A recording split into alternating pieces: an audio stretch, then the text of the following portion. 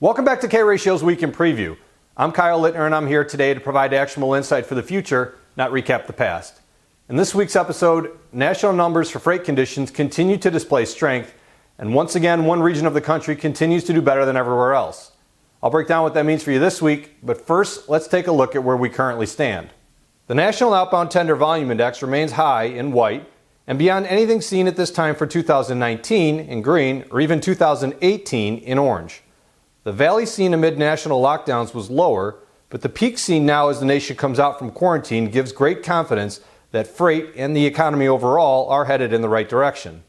Volume is only half of the story, price is obviously the other. While current rates in white aren't quite what we saw in 2018 in green, it's markedly better than last year seen in orange.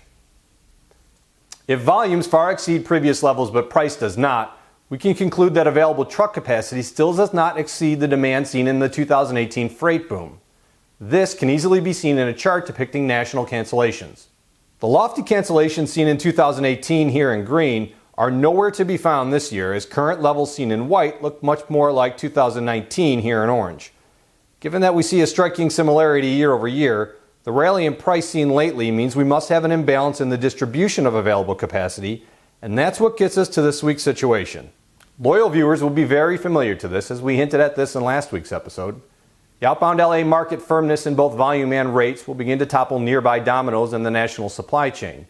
Since rates for outbound LA are so much higher than everywhere else, and there's volumes there to match, carriers will obviously migrate to that region, which will leave a truck capacity vacuum in its place.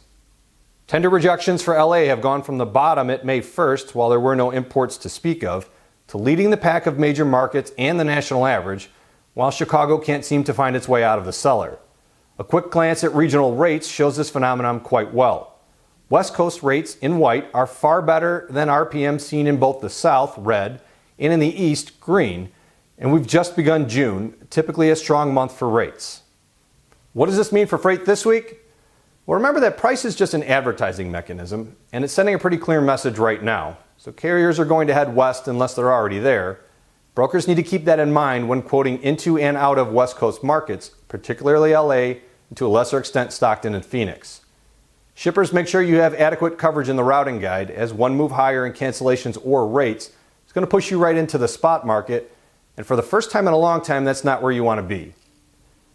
To stay up to date with everything freight, follow us on LinkedIn, or for more information on our award-winning freight intelligence platform, protecting your margins, or dynamic real-time pricing even in today's extreme environment, check us out at k-ratio.com. Please stay safe, and thank you all again for watching.